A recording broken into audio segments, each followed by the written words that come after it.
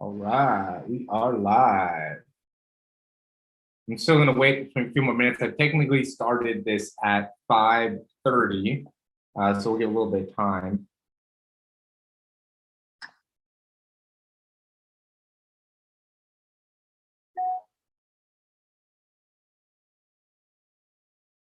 All right, we are live. I'm still gonna wait for a few more minutes. I technically started this at 5:30, so we'll get a little bit of time.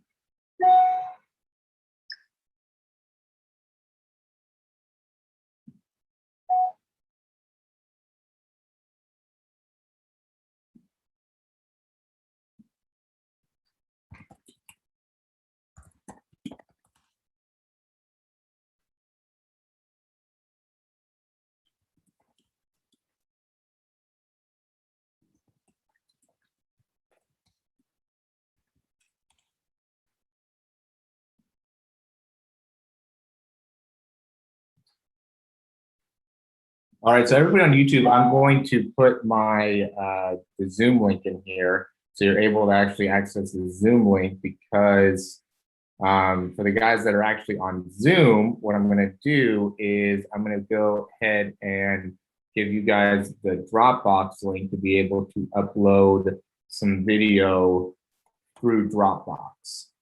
So can you guys hear me, by the way, the guys that are still on Zoom? Or sorry, on the YouTube live. You guys hear me? I guess could everybody hear me? Joe, can you hear me? Looks like everything on here is good. I can hear you. All right, great. So I'm just gonna put that Dropbox link in. So thanks for coming in for the second week in a row.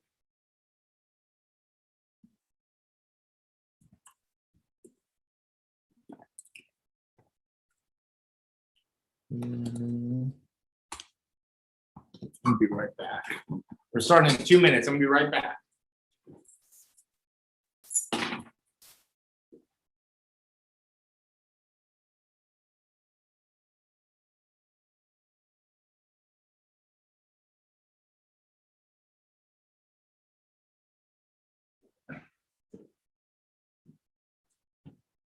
I just got home and I realized my AC wasn't on, so I'm turning up in LA. It's 90 something in here, so I need to turn up. Good. So you guys can still hear me okay.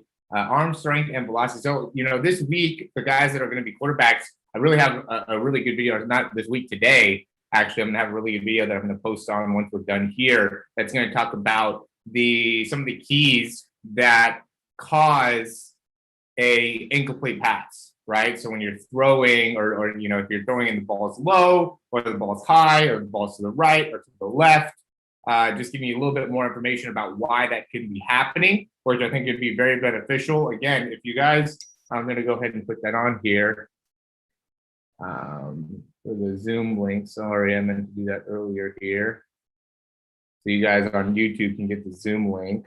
You guys can come into the Zoom. So then with the Zoom, so if you're in the actual Zoom and you go to that Dropbox link, you just upload some video there and I will go and I can break it down and take a look at it. But we'll go in either way. I'll look at some film, give you guys some information about how to improve your throwing velocity, your arm strength, be able to continue to help you guys out any way that we can. Always appreciative of you guys showing up. That's that. So yeah, Joe, looks like you guys you're looking to probably have some quarterback information as well.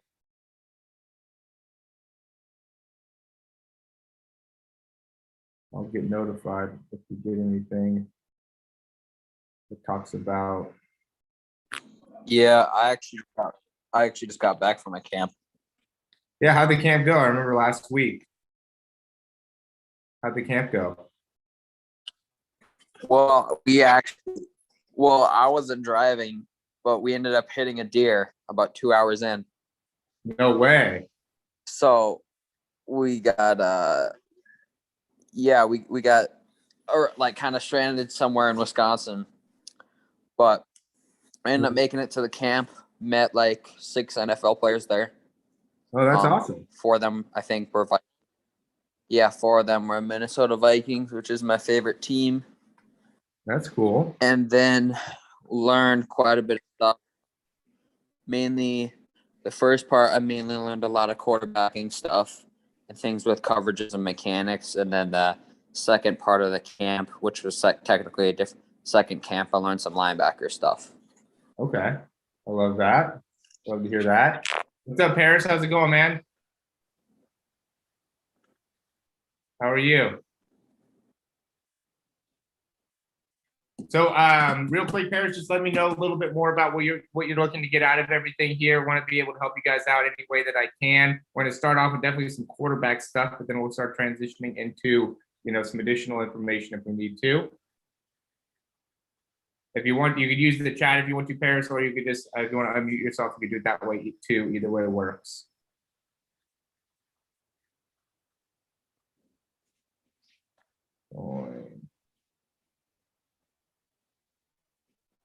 All right.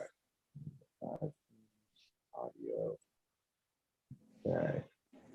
So, big thing when we're first getting into it. Oh, go ahead, Paris. Were you able to get it going there?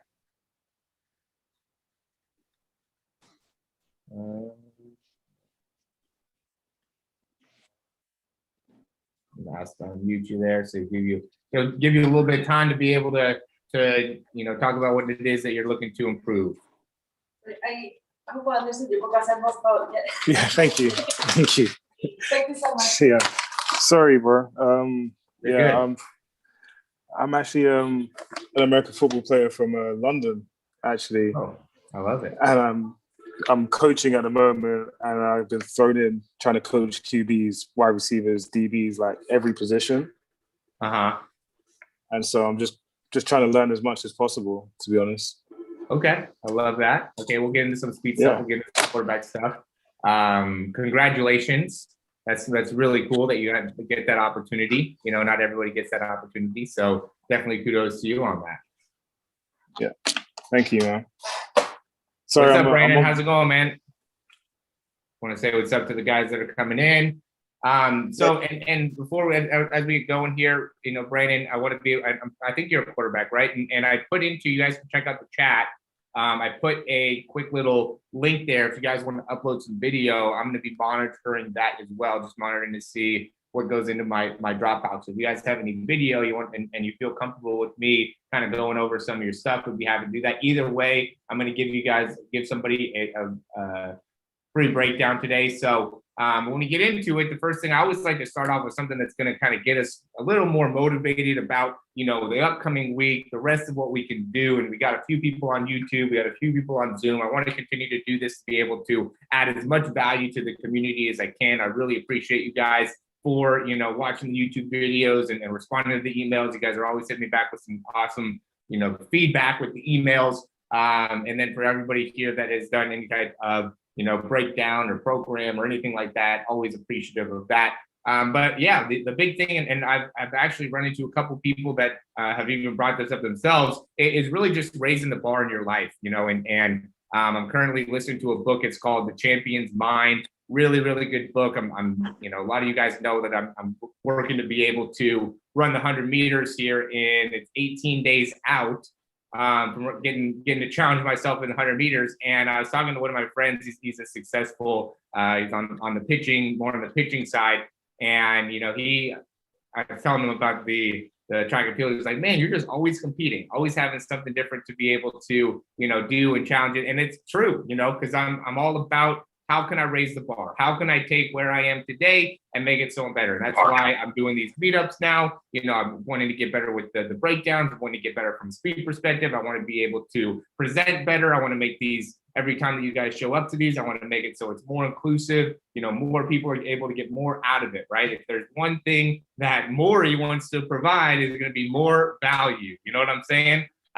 So, just want to continue to be able to drive that the best that I can. And I challenge you guys, and if you want to shoot me over an email, shoot me over a private message here on Zoom, send me something on, YouTube of what it is, how you're going to step up. this week, how you're going to challenge yourself to get to the next level. I love it. I want to be accountable for you guys. I want to be able to hold you to a higher standard. I want to make sure that you guys are able to take wherever it is that you are now. I want you to be able to be in a whole nother place you didn't even realize was even possible through your own actions, through understanding how to throw the ball better, running better, being a better coach, being able to connect with that, whatever the case may be. I can see that my hand is going a little bit crazy over here. Sorry about that. I don't even know how to make that not be an issue. But anyway, the main thing that we want to be able to do, stop that video there. Yeah, there we go. The main thing that we want to be able to do this week is raise the bar. Take action, get after it. Let's go. No more excuses. We have way too many people in this world that are making excuses. We have dreams we want to do. We have things that we want to accomplish. We want to make things happen. Make them happen. Stop sitting at home, not making those changes, not doing the extra set of push-ups, not doing the extra set of sprints, not watching the extra videos, not,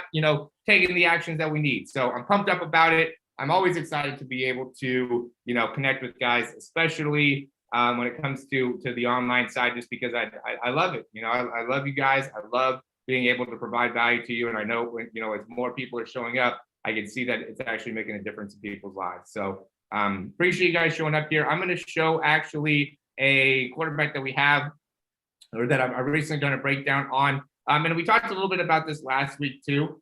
And, it has a lot to do with that front foot step. Okay. And, because I see there's two main things that I see when it comes to throwing mechanics and how that ends up getting messed up. Right. And the main part of it to me ends up going into the step.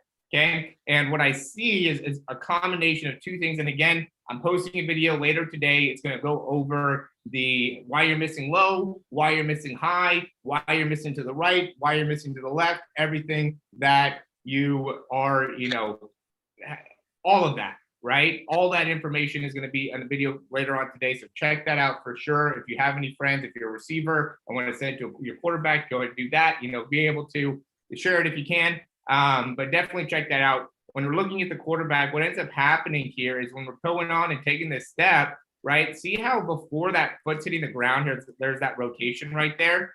It's so impactful on your ability to shift your weight from your back leg to your front leg. And there's not one person that can go on here and not, well, there's, from a coaching perspective, you guys already know this. It's about the lower body when it comes to throwing the football, right? But what we miss is how to actually teach how to be able to use our body better, our lower body better, right? And so being able to understand the difference between what it looks like when it's correct in comparison to when it's not correct is so critical. And I highly recommend you guys, whether you're a quarterback, whether you're a quarterback coach, whatever, film your guys, especially from the back. I get people that even send in videos that, it's like they just get the side, they just get the front, and it's like, that doesn't even tell you the story. The story really, if I can get one angle from a quarterback sending in video, it would be from the back, right? And the reason is because it tells you so much about the arm path and the step, okay? Because if you step to the side, if you step anywhere like this, inside, outside, rotation, and the foot at all, I can see that from the back, right? I can't see that if I'm looking from that side. I like to see both because then I can see if you're taking too far of a step, right, or too short of a step, even though you can kind of even see that from the back. I like to see the side for that reason. I also like to see the side because of the wrist flick and how that wrist ends up kind of flicking as you're releasing the ball. So those are really the two main reasons that I like to see the side view. But the back view a lot of times goes into the being able to just see the arm path, right? And then how well are you using your hips and your lower body as you're going through the throw, okay? Again, for all the guys that are coming onto the live Zoom, if you guys want to, if you check the chat, and I saw Joe, you already uploaded something here, and we'll get that up here in a second. But if you guys want to upload some stuff of how you're running, you're jumping, you're sprinting, whatever, use that link to be able to access that. And then the people that are on YouTube, you guys got to be able to actually join the Zoom session to be able to do that. So if you guys want to check the Zoom session out, you can do that. All right. So going back into this video here, what's happening is we're getting rotation in that front foot, right? So you can see what you're going in, and the foot is rotating here as that foot's about to step onto the ground. So what happens now, if there's already movement happening before the foot is hitting the ground, and especially if that foot there, that heel is really rotating inwards as we're touching the ground. Now, if we look on the opposite side, the hip's doing that, right? So if the ankle's doing this, right, you can feel it too. If you just are sitting down, standing up, whatever, if you rotate your heel inwards, you have to allow your knee to go out, which is making your hip also go out. Okay. And so if you're rotating your heel inwards like that, as your foot's hitting the ground, your hip is rotating outwards already. And that limits your ability to actually create rotation during the throw, lower body rotation during the throw, which is critical, in being able to throw the ball further. Okay. So see how that foot's rotating here. So now he can't get around, right? So now look where the body's going. The hips are going this way, right? Which makes it so the ball goes that way. And so everything is more off to the side, okay? And that ends up being such a big part of why we're not getting enough out of the lower body when we're throwing. Now we got Josh Allen here on the right, and look at where he goes. See how that step is right there? See how he's just going straight out with that step? That means that now he has the ability to be able to rotate all the way through the hip. See how now he has that hip rotating through there? That's a critical difference, right? And for the guys that are sprinters, be patient with me. The guys that are sprinters that are watching right now, be patient with me because I'm going to get to some running stuff. We're going to start off with some quarterback stuff. But yeah, see how we're stepping onto that front foot, rotating all the way through, and then finishing with the hip, and the follow through wants to be going over to the side, right? We don't want to be following through, and this quarterback actually has a pretty good follow through. We don't want to end up going that way. We want to be rotating all the way over to the side there. All right. So that ends up being a critical part of being able to go through. What's up, Brandon? I hit that by mistake. What's up? Hit that by mistake. Oh, you're good, man. How's everything? Good. Everything's good? Yeah.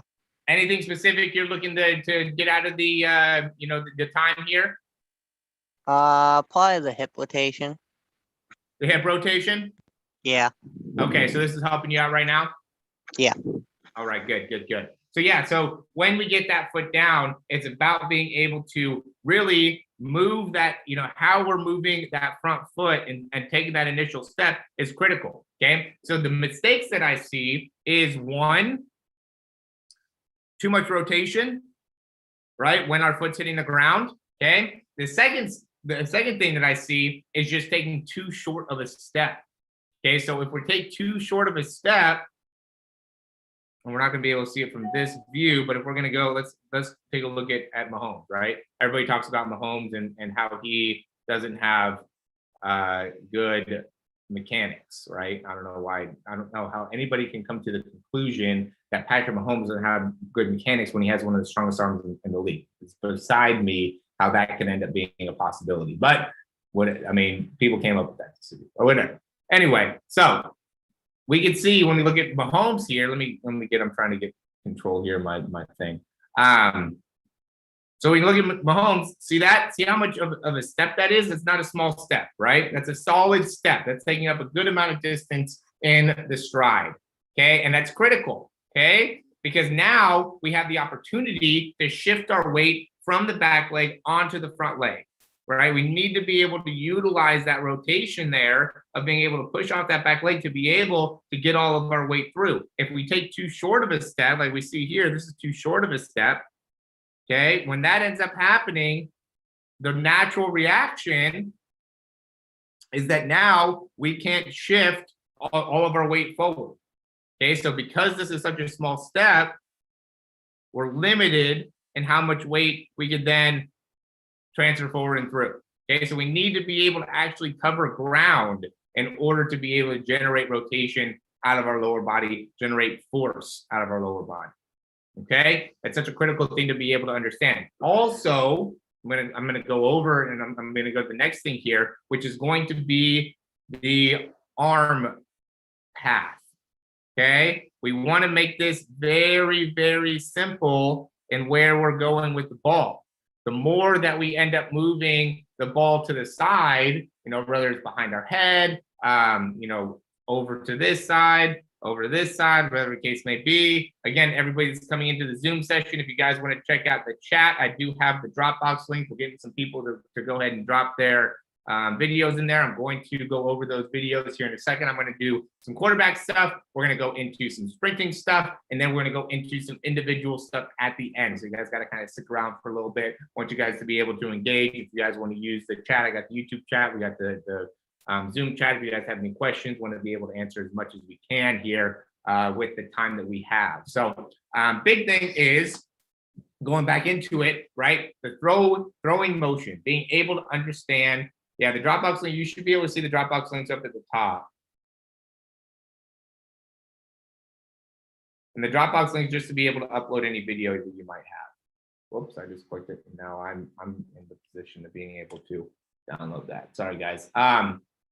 So we just want to make that as efficient as possible. So what I typically see is people that are driving the ball too far back behind the head, right? Or I also see people that just bring the ball too far back here. And that throws off the efficiency of the throw. Okay, so when we're here, we want to be able to drive back and then drive that elbow right straight forward and through. This is a good elbow drive right here. We're just a little bit wasted in how much time the ball comes up behind. And it's a lot about timing. Just like sprinting, being able to throw the football, the baseball, really anything, it's a lot about timing. Okay, we can't be off with the timing. If the timing's off, it's going to be a lot harder to be able to generate the same type of force. We want to be quick in how we're able to drive that elbow through and being able to, because what happens here is that you get your hips going, right? If you took a little bit bigger step, you'd be able to generate a little bit more rotation in the lower body, but you get your hips going in the lower body. And then from there, you want to be able to drive that arm through and finish through from that position.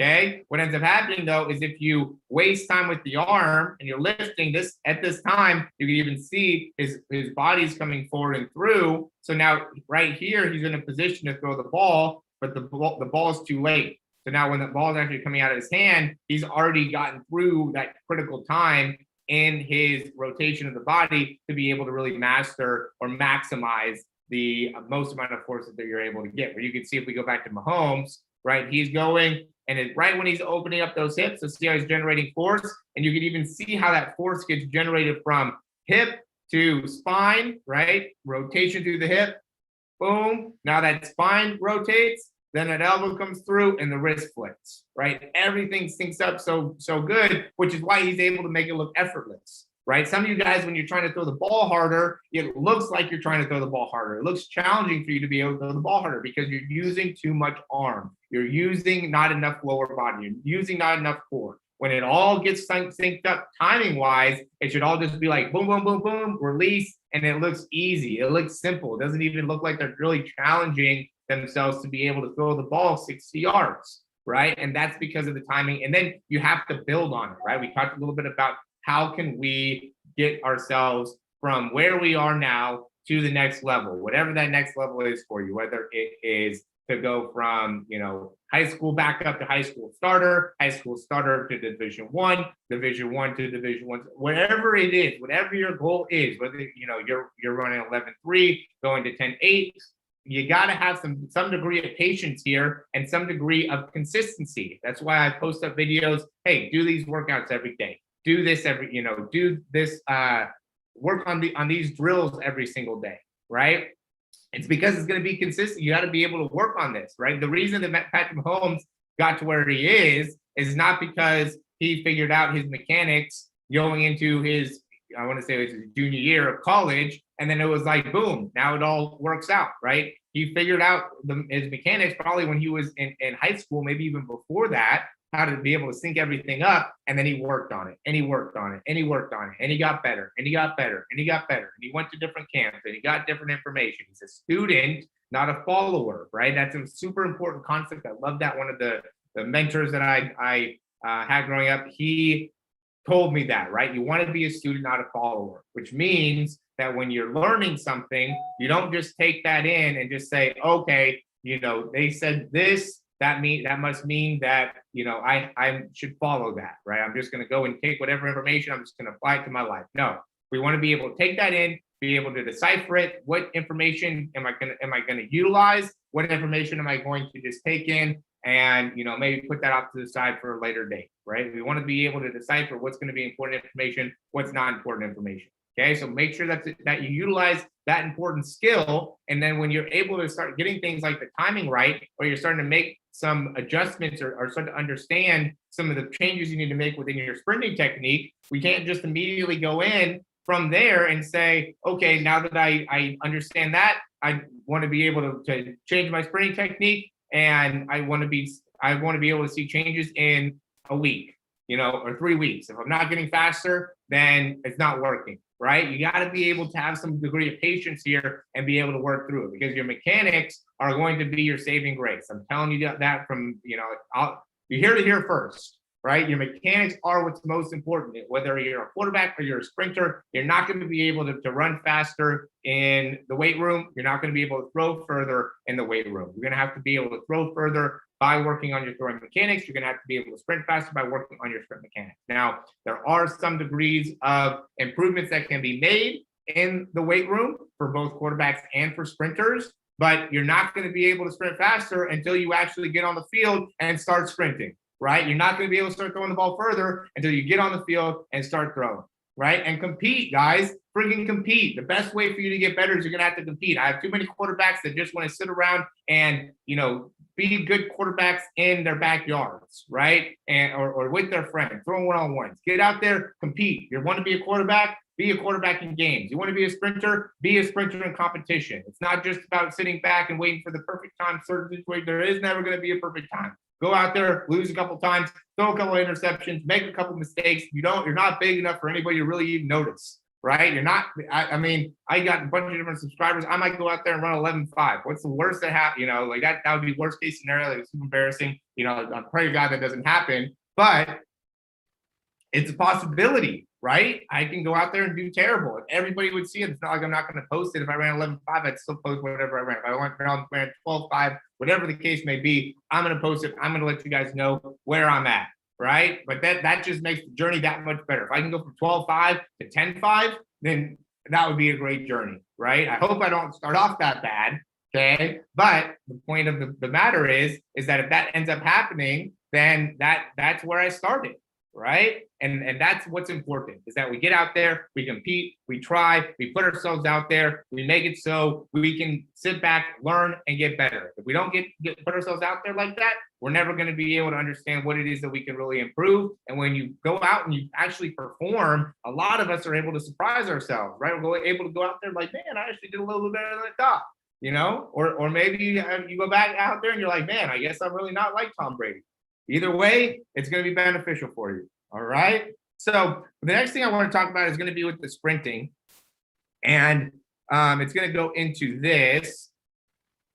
And I want to actually do something on here too, real quick. I'm going to get my phone, and because I was sprinting the other day, and man, I was upset.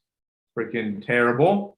But again, learning experience. Okay. So this is from the 200 meter the other day, the Olympic trials, 200 meters.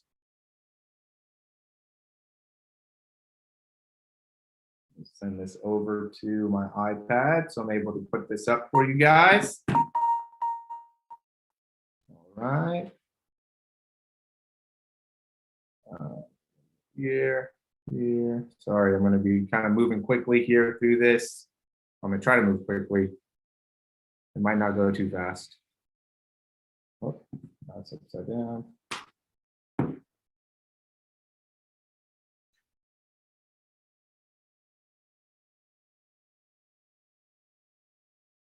Got all types of videos on here.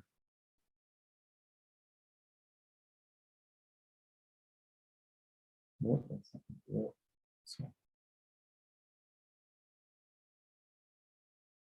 So you can see me, I go and record myself too. I record athletes when they're going through and sprinting. It's not like I just say to do it and then don't really actually follow through and do it myself.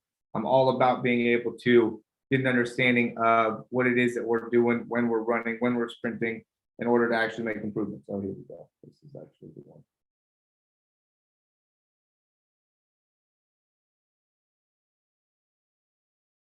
Taking longer than I wanted to here. Getting me sweating now.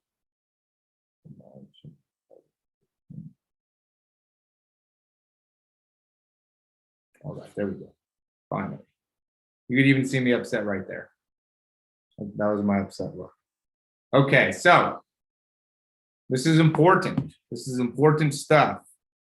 Come on, why isn't it coming up for us? So 200-meter finals on the left, not working.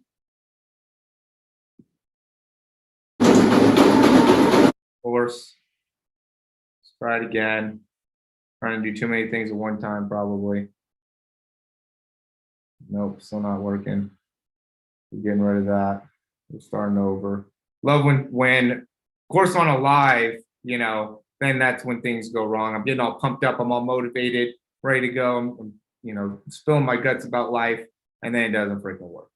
I'm sorry about that. What can you do? Wish I was more organized. Should have sent this over earlier. All right, anyway, 200 meters.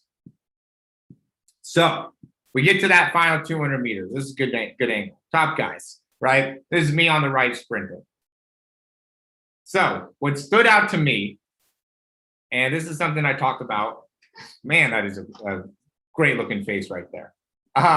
What stood out to me is as I'm sprinting here, I'm just not right. And I talk a lot about being able to swing that leg through and how to be able to swing that leg through and not wasting too much time when our foot's back behind us. Okay. And real quick, just got a comment, how to improve that dorsiflexion of the foot. The best way to be able to do it is the wall dorsiflexion, hips up against the wall, lifting the toes. That's the best thing that you could do in order to improve your dorsiflexion. Also, because you typically want to do it when you're sprinting, and we'll go ahead and look here on the right. So what happens here, and you can see when I'm pressing off with my right foot here, as soon as I'm pushing off the ground, I want to immediately think about driving that toe up and through. So then as I get this toe back up, I'm able to get into a good dorsiflex position. Okay, so to improve the actual dorsiflexion, you got to go with your butt up against the wall, back up against the wall, feet out in front of you, both feet out in front of you as far as you can, keep your butt up against the wall, lift the toes. That's how you improve the muscle that creates dorsiflexion. To improve it when you're actually sprinting, when you're pushing off the ground, immediately get that dorsiflexion, pull that foot back underneath you, and that'll help you in improving your speed. Now, the reason that we're looking at this, we'll maybe go a little bit further in, but look at Noah Lyles here. Okay, we got Noah Lyles here in the front. And I always comment on this. I always talk about how when you're sprinting, you want to be able to control how high that foot is getting up when it comes back behind us, right? And I see a lot of times people that get their feet too far back behind them when they're going into too much extension, and it impacts how fast their leg cycle is, right? And we want to be able to control our leg cycle, make sure that we're, you know, in a good position there. Okay. And so what I'm doing here though, distribution, pacing strategy, maybe if you can, sprinter, just go a little bit more in depth into that energy distribution, pacing strategy. So is that like more for long distance, or, you know, what are we trying to say there that would be beneficial? Paul, it seems like, I think I saw you send in some video. We'll go over that. For example, I'm actually on film, which I raise my elbow, super high. How do you actually implement this with my muscle connection? Okay, so we'll go over that too. We'll go over what are going to be the most important things to correct within your throwing mechanics here. All right. So when we're looking at the sprint, okay, if we look to see my left leg, and I know this because I understand my own body, I know my own body, I have a little bit of weakness in my upper left hamstring, right around this area. Okay, and this weakness is negatively impacting my ability to actually create full knee flexion, fully activate my hamstring. Okay, so and there are people that have this issue, I know, where as they're pushing off, they're not getting their feet high enough back behind them, right? Because of that inability to create good knee flexion. So the question is, you know, what ends up being a critical part of being able to run fast? Look at Noah Lyles. See how he bends that knee, right, as he's coming off the ground? that is a very, very healthy hamstring, right? That's excellent hamstring health. Look at how he goes and he pushes off that ground and he bends that knee like that. That's full range of motion knee flexion. That's a healthy hamstring, right? Because look at me. See how my hamstring doesn't bend like that? See, I can only get like halfway through and then I'm coming through. That's negatively impacting my top end speed, right? Now it's a little bit more efficient in terms of how fast I'm able to get my foot forward and through, but that doesn't matter because I'm not able to generate the same amount of force into the ground, right? So even though I'm able to get my legs to move a little bit faster, I'm not picking up as much distance per step, and I'm not putting as much force into the ground as Noah Lyles is, right? Which is making it so I can't run as fast. If he's picking up more distance per step and he's creating more force into the ground, he's going to be able to generate significantly more torque than I am, okay? Which is going to help him in being able to run faster. So in my right side, I'm a lot healthier in that hamstring. Still don't bend it the same though, right? See how I still don't bend? I still don't have that same type of ability to knee flex like these top guys do. Even look at Kenny Bednarik. See how he's bending that hamstring? That's a very healthy hamstring there. And notice how it's also knee drive, right? So it's knee flexion and knee drive at the same time. Okay, and you got to be able to actually do a knee flexion, right? Like leg curls. In order to work on that, you have to be able to implement that within your actual running form when you're doing leg cycles, right? You want to be able to think about being able to drive your leg like that. You can just work on, like I like doing the monkey feet and being able to work like that. To be able to work on my ability to flex the knee, you got to have a open hip flexor, right? And what ends up happening here, there's a clear distinction between great biomechanics and poor biomechanics. Okay. And so what ends up happening is that if we end up being too stiff within the hip flexors, right, you're not going to be able to have the necessary activation in that hamstring, right? So right here, I'm just a little bit too stiff in my hip flexors for sure, because I'm not able to get my leg. Look at how far back his leg is during that push off, right? Looking at Noah Lyles. Do that in comparison to where I am. Yeah, I'm not that far off, but I'm enough off, you know, when it comes to these, the best in the world, right? They're not, you know, this is seconds, right? Or a second, right? Noah Lyles, you know, he runs about 10 flat in the 100, right? I run about 11 flat in the 100. So it's 1 second, okay? Maybe a little bit below 11 seconds. So it's, you know, it's under a second. So it's not a lot, right? I mean, in terms of time, that's not a lot of time. Obviously, when it comes to, you know, the difference between an 11-second sprinter and a 10-second sprinter is astronomical, because we, you know, as sprinters, we know that that's a huge difference. Just like as quarterbacks, we know that being able to throw the ball 50 yards is hugely different than being able to throw the ball 60 yards. But to the average person, 10 yards is not a big deal, right? If you're standing at the goal line, you look at 10 yards, it's like, that's not a big difference, right? But throwing the ball 50 compared to 60 is huge. Being able to run 10 seconds flat compared to 11 seconds is huge, okay? But the difference between somebody that's running the ball 10 or able to throw the ball 50 yards and 60 yards are minuscule differences. The difference between somebody who's able to run the 100 meter in 11 seconds compared to 10 seconds are minuscule differences. But it's minuscule differences every single step. It's minuscule differences in the throw every single time. And it's building off of those. That is the key difference between somebody that throws the ball 50 yards, somebody that throws the ball 60 yards, somebody that runs 10 seconds, somebody that runs 11 seconds, somebody that runs 19 seconds, 19.7, and somebody that runs 21, right? Is small details over long period of time, because you have to build that in, okay? We all know, and I don't know for sure when it comes to sprinting, that there's, you know, one small difference between my sprint, my leg cycle, in comparison to, you know, I could have a great leg cycle here, a great top end speed, get to 22 miles per hour, okay, but I can only hold 22 miles per hour for 5 steps, right? Or I can only hold great running form for 5 to 7 steps. Okay, Noah Lyles is able to hold it for 35, 40 steps, right? Probably even more, 50 steps. Okay, able to hold it for a lot longer period of time. It's a huge difference. It's building over a significant amount of time that makes that happen. Okay, and that's what's important is we have to be able to understand what are these changes and then build it and then build it and then build it. So, you know, and I talked about this a little bit last week for the people that were there. I mean, I understand what you're saying, P. Moore. You just said it's genetics. I understand what you're saying there, but it's more than genetics. It's hard work, you know, like there is parts of it that end up being genetics. I agree. But there's also a lot of it that goes into being able to, you know, actually put in the work and being able to get good coaching and being able to understand the differences between someone doing it correctly and doing it incorrectly and being, because if it was genetics, then why isn't Joseph Lyles doing the same thing?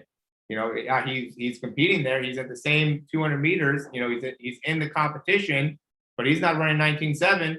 You know, he's not going to be at the Olympic Games. Same parents. You know, we've seen a lot of people. You know, there's been plenty of sprinters in the world that have, you know, brothers and sisters that aren't competing at the same level. You know, same genetics, not competing at the same level. So there is some parts of it you can get. There's talent, right? Talent is one thing. We've all seen great talent. Okay, great talent is not the thing that ends up making it so you are best ever, right? Or even able to compete at the Olympics. There's so many talented guys there. You know, looking at the Olympic trials, it's like, oh my, you know, so many great guys. There's so, even in this 200 meter, there's so many great guys that could have been representing the United States. You know, I mean, it's crazy. But the difference is being able to put in the work, the time, the dedication, looking at the small things, right? Being detailed on the small things. You know, Ariane Knighton, great genetics, great potential, great talent. But based off of his talent, he's where he is today, right? I mean, he's obviously had to work hard to be, I don't want to take anything away from him, but for him to take the next level, he can't get to that next level unless he really works on his craft. Okay, so genetics is only going to take you so far. All right, anyway. So when you're coming to the landing, and the big thing that I'm working on right now is trying to land with my legs straighter. You know, that's why I'm working so hard. It's because I'm not really trying to run fast. I'm trying to land with my legs straight. Because look at these guys. I mean, Noah Lyles has a little bit of a knee bend right there on that left side, but right side, I mean, basically straight. Really good. It's really, really good. And being able to cycle that leg right back underneath. I really like Fred Curley's ability to cycle those legs too. But look at how all their leg strides, look at their backside mechanics, guys. Look at how all their backside mechanics are exactly the same. Cycling that leg, bending that knee. Look at how healthy those hamstrings are, right? So I'm seeing a physical therapist. I'm working 100% on my hands because I realize I have to have healthy hamstrings, right? I can't make this work. I can't run 10.5 unless I can have my leg move like that. Okay, so and it's not that I can't make my legs move like that. I have the capability inside me, but I'm not going to be able to do it alone. Okay, and that's an important lesson as well. You got to be able to utilize resources. I was listening to a video today, and it was talking about the difference between resources, right? Resourcefuls and being resourceful, right? Being able to have resourcefulness. Okay, because there's people that have all the resources in the world, all the money, all the the right location, the right genetics, the right everything to be able to succeed, but are not able to get it done, right? And then there's some people that have the ability to utilize those resources, don't have as many resources, right? But are able to develop the skill of resourcefulness and being able to take every opportunity and get the most out of it, or find the right person, right? Find the right coach, find the right situation, find the right scenario. When finding the right scenario, being able to understand they're in the right place and being able to take advantage of that situation.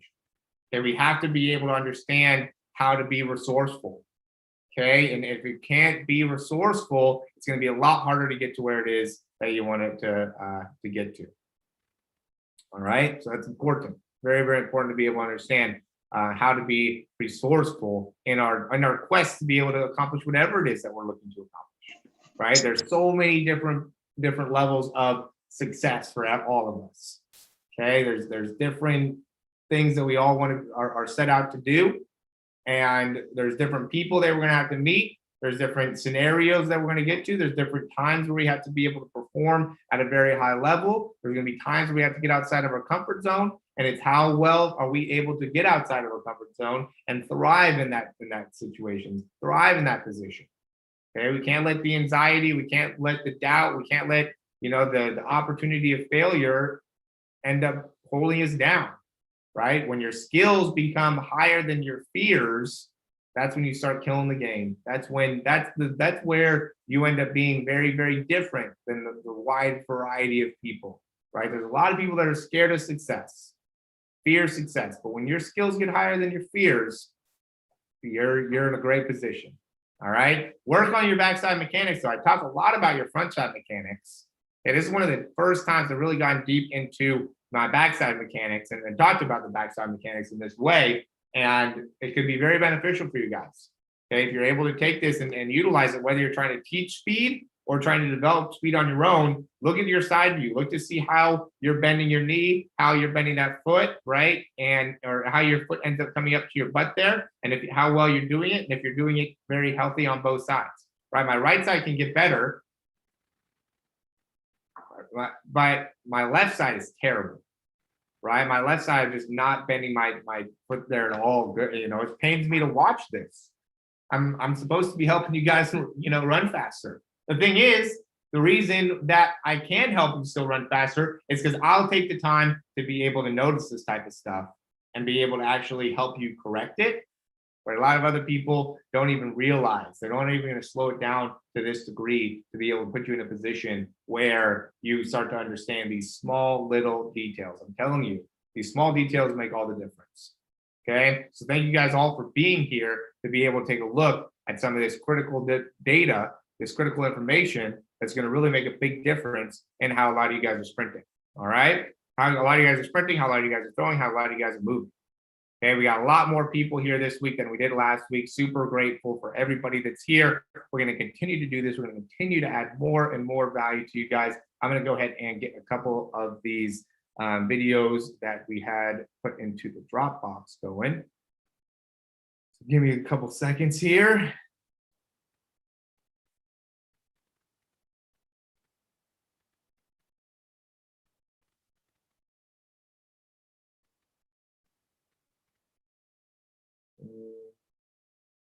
You only got throws, huh? No sprints, no sprinters out there? Sprinters looking to improve their sprinting? Man, my favorite thing, honestly, is to be able to break down sprinting. I love sprinting. I love playing quarterback. I played quarterback. I grew up with the quarterback coach. I had my first quarterback coach when I was in 5th grade.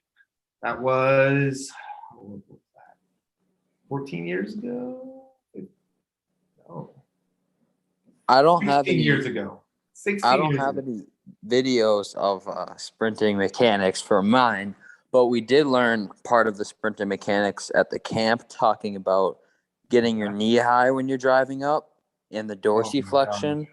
I like dorsiflexion. I hate knee drive. What are your thoughts on that? I mean, I love the dorsiflexion, right? Because then at the end of the day, dorsiflexion is critical. And I don't know if you guys on YouTube were able to hear that. And the big thing that ends up being, the reason I don't like the knee drive cue is because I think that ends up poorly triggering the leg cycle, ends up poorly triggering your foot contact, right? Where that ends up being the more important parts of being able, it's not terrible, especially, it's hard to be able to immediately go and say that was bad based off of, I don't know what the group was like and what the situation was like. I've used the cue knee drive before to be able to help somebody understand what I was talking about.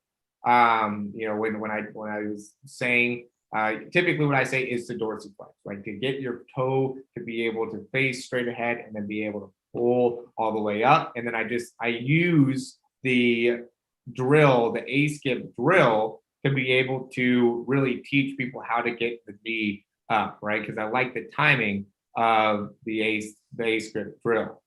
Okay. We did so a lot of we did a lot of A skips and B skips. Yeah, A skips and B skips are a great way. It's a great tool to be able to utilize to help in understanding how to throw, how to get down some spring mechanics. So that's good.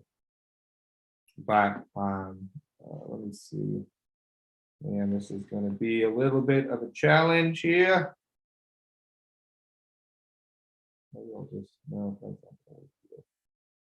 But so I'm just going through the videos here to be able to find some of you guys that sent over the thing and how how it works here is that when you guys are videoing, whenever you actually did the video is when it gets set up to my phone or gets set on my Huddle Technique. And so I have to go through and try to find these videos. So right now I'm trying to find one from like March 12th, it looks like. And I just have to try to figure out when that came onto all these different videos here. Trying to find it here though. That's it.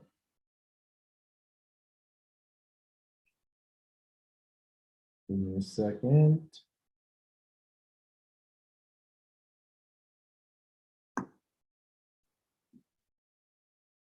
Oh, March 11th, March 12th, 2020, not 2021. So we're going way back. You guys have video from 2020. I don't even know. I got to figure out where this is at here.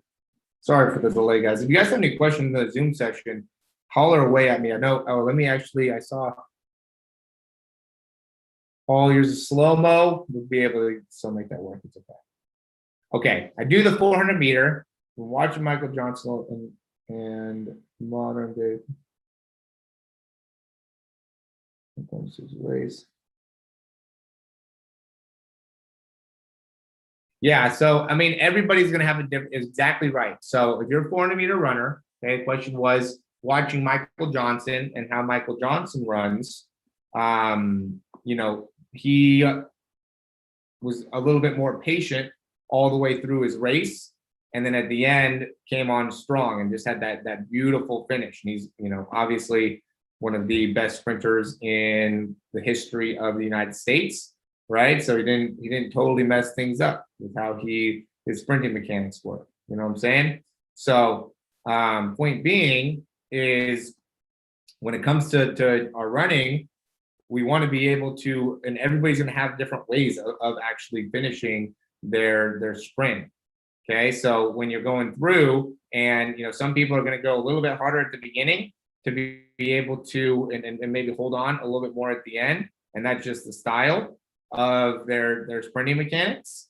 Okay, and then there's other people that are going to be more on the side of, you know, pushing everything at the very beginning, or sorry, more at the end, right? So you have to kind of understand how to do it yourself. You know, there could be more of a pacing. You can't get yourself, though, in a position when you're pacing more where you're at the end of the line, right? If you already lost in the first, whatever,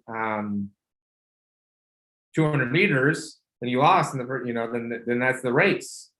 So you have to be able to understand where you're at from a sprinting perspective, right? Some of us are going to end up being in a position where we just can't catch the sprinter when he gets to the end of the race because we're too far behind.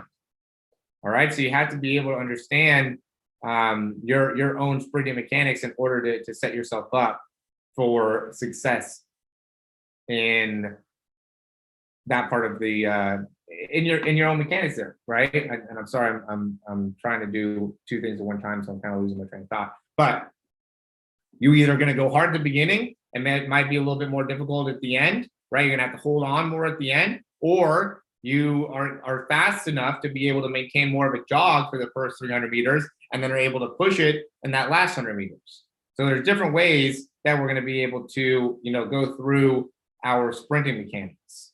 Okay, there's not one way to be able to do this. There's a lot of ways to be able to do this. We have to just understand where we fall on the spectrum. Okay, because if we don't get that part of it, then it becomes a lot more difficult to be able to catch up from there. Okay, because if we're behind and then we lost the race at the beginning and then try to put the punch shot on at the end, then that ends up being just as challenging for our system as going the other way. So yeah, you got to just be aware of your own, develop your own technique for sprinting success.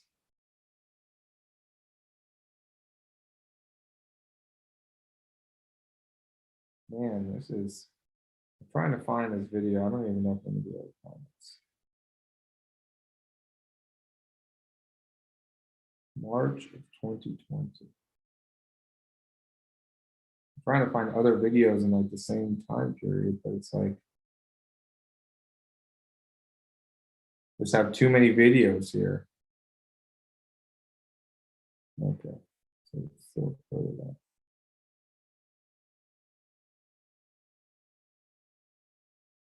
Want to give you guys some value here, so if you guys can be patient with me, I'm trying to find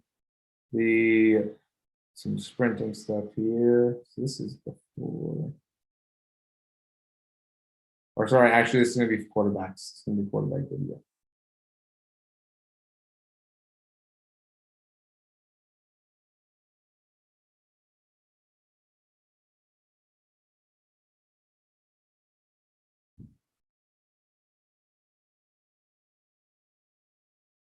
I'm trying to find around where the time is.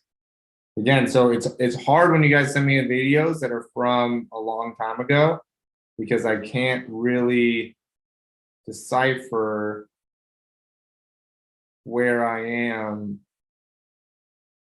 I can't go through the same type of timing on here. I can't look at like, this didn't work out.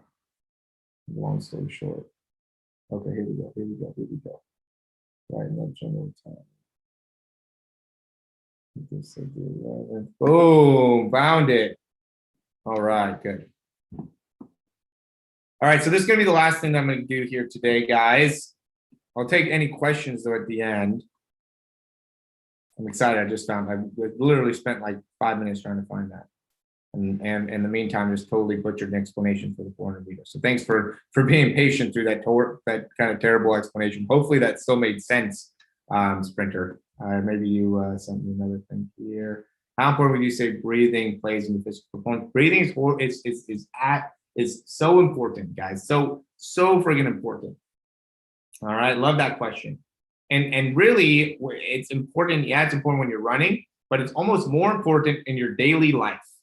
Okay, because I mean, obviously being able to understand how to breathe when you're running is great, but if you go through, it's the same thing. I just did that walking video. How many guys watched that walking video, either on YouTube or on the Zoom session here? How many guys watched that walking video? Because the important thing about that walking video, what it should have showed you is that how you walk every day is critical to your performance, right? It's not just about your ability to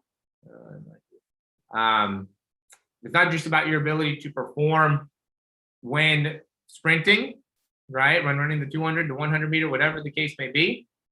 It's also about how you are walking every single step. How are you breathing every single breath? Okay, because if you don't understand how to utilize your breath in your normal everyday time of breathing, right? If you're breathing short, right? Not taking full deep breaths in, then that's going to make a big difference in your ability to control your breathing when you're actually, sprinting, when you're actually performing. Okay, you can't. Michael Jordan talked about this. Talked about how he practiced harder than he ever played. Right? The games were easy because of how hard he practiced. Same thing with your breathing, right? The breathing is important every day because if you take in shallow breaths, if you have shallow exhales, if you don't have good control of your breathing on a normal day-to-day basis, time basis, then when it comes to running the 100-meter, the 400-meter, the 800-meter, whatever the case may be, then it's going to, even if you're able to get that better, right? You're able to do it as perfectly as you can. The fact that you're not able to do it when you are living your day-to-day life is going to have more of an impact. It's going to have more of a negative impact on your ability to actually sprint. Okay? I hope that makes sense. Everything is about technique, Patrick. Everything is about technique. Yeah, I mean, obviously there's parts of it that's jumping high, but it's a lot about technique. How you're able to utilize your body is super important when it comes to throwing, jumping, sprinting, everything. It's all about technique and understanding the biomechanics. So look at the throw here, which is from the front. Oh, that looks a little bit crazy in the finish. All right, so big thing that stands out to me here is going to be that front step, right? We saw at the very beginning, we talked about that front step and that rotation. Okay, and by the way, sprinter, let me know if that makes sense. I like the name too, sprinter. It's kind of like covert a little bit, right? Kind of like mystery. Don't exactly know who you are, but know that you're a sprinter though, right? So at least we know that. It's like, 007. I've been watching the 007s again. So, we all know James Bond, but if your name's just 007, you don't really know who it is. Anyway, rotation in that front foot, right? So now when your front foot's hitting the ball or hitting the ground, I forget what the name is for this. It might be, was this you, Paul? No, I don't think it's Paul. Anyway, rotation here on the front foot. Okay, that rotation, when that front foot's hitting the ground, makes it so now we can't shift all the weight onto that front leg as well. So we need to take a little bit bigger step there, and we need to make it so we're not rotating that foot as that foot's hitting the ground. So then we could shift our weight forward and through. Okay, and immediately what's happening as that front foot's hitting is that front elbow is also opening. Okay, so keep that front elbow closed, keep that front hand a little bit closer to the body, and make it so we're getting rotation out of that lower body. That lower body wants to be leading here. Okay. Keep that closed. Hip needs to go around.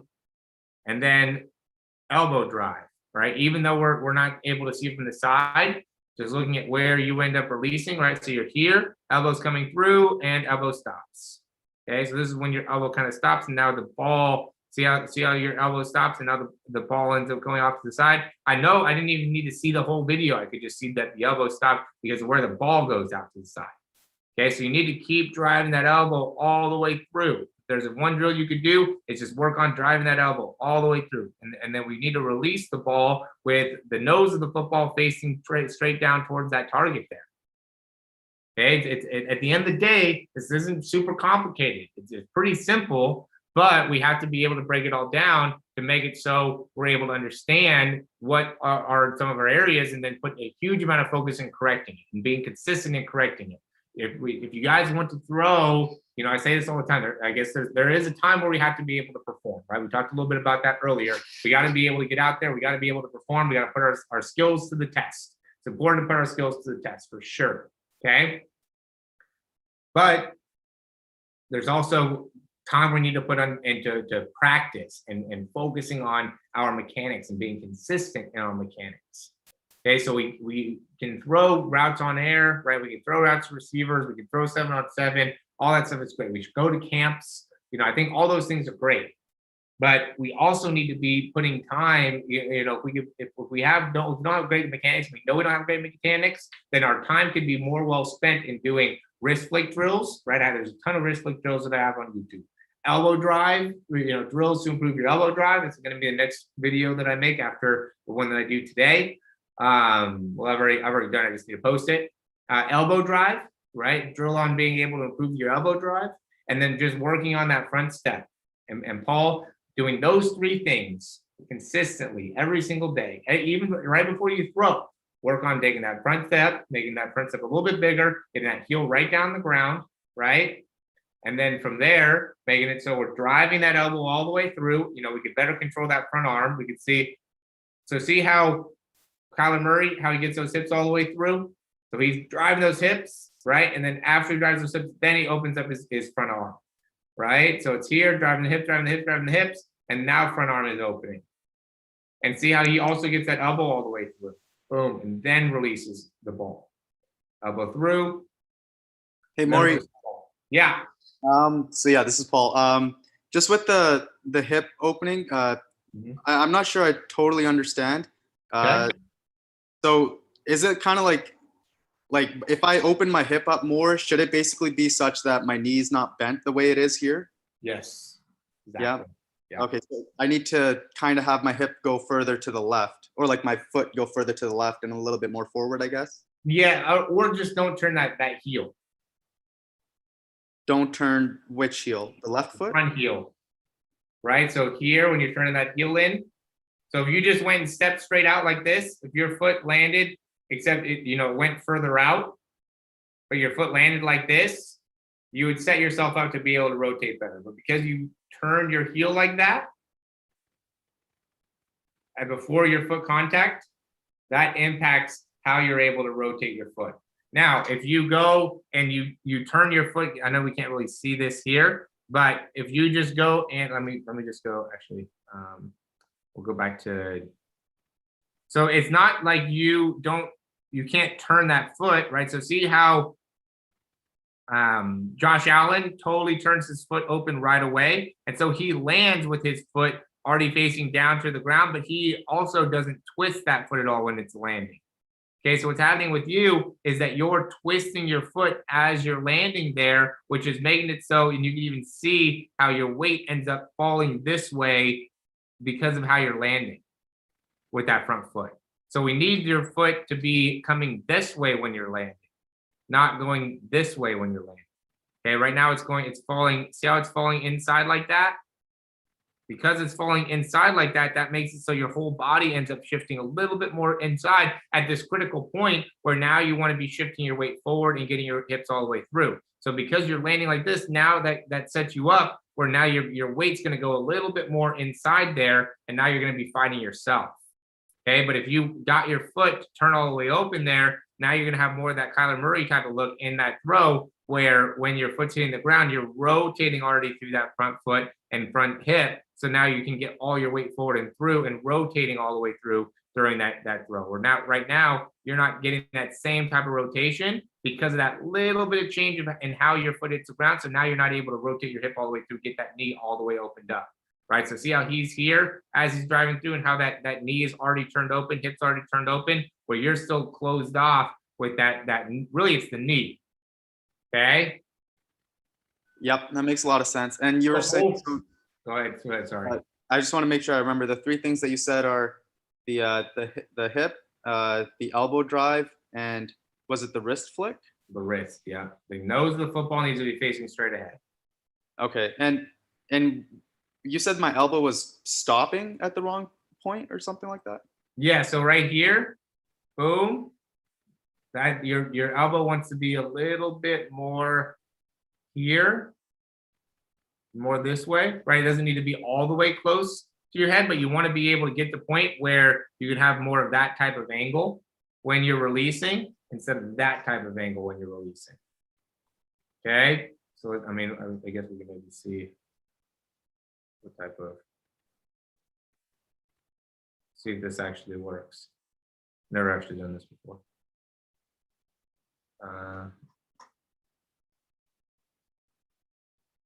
Could you draw it over my arm how it should be? What? Like, just, you know how over my arm you have the angle that I actually have. Could you also draw Okay. where it should be ideally? Yeah, so it'd be closer to like the 180. I don't know if I could do another one here. So it would want to be closer like this. And this is kind of a dumb question, but how do you actually get it to do that? Like, So a big thing will have to be the wrist, right? So one of the reasons that he's able to get his position is because you can see how he's in that neutral wrist position. So now he's coming downwards on the ball, right? Where your wrist has the nose facing straight up. And so you have to utilize more of the rotation of coming across as you're throwing because of how your wrist is moving and your arms moving like that, Mhm. where he's coming straight down on the ball. Right. And that makes it so, you know, he's able to throw from more of an upright position with his forearm. Gotcha. Awesome. Thank you. All right. Yeah, of course. And then, yeah, got to be meticulous with how you're breathing, guys.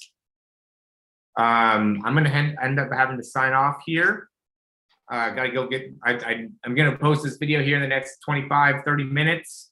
You know, there's gonna be a really good video for quarterbacks to be able to check out and tell you why you could be missing low, why you could be missing high, why you could be missing to the right, why you could be missing to the left. I am going to do a video just got the thing about, you know, the flicking the ball and getting the spiral, and that is going to be a video that I want to do either later this week or maybe going into next week, is, you know, why people end up having issues with the spiral. It's going to be really important. I will say that a lot of times if you're having inconsistencies with the spiral, it's because you also have inconsistency with your mechanics. So sometimes the inconsistency with the spirals are not a bad thing, because that means you're actually making changes in your mechanics.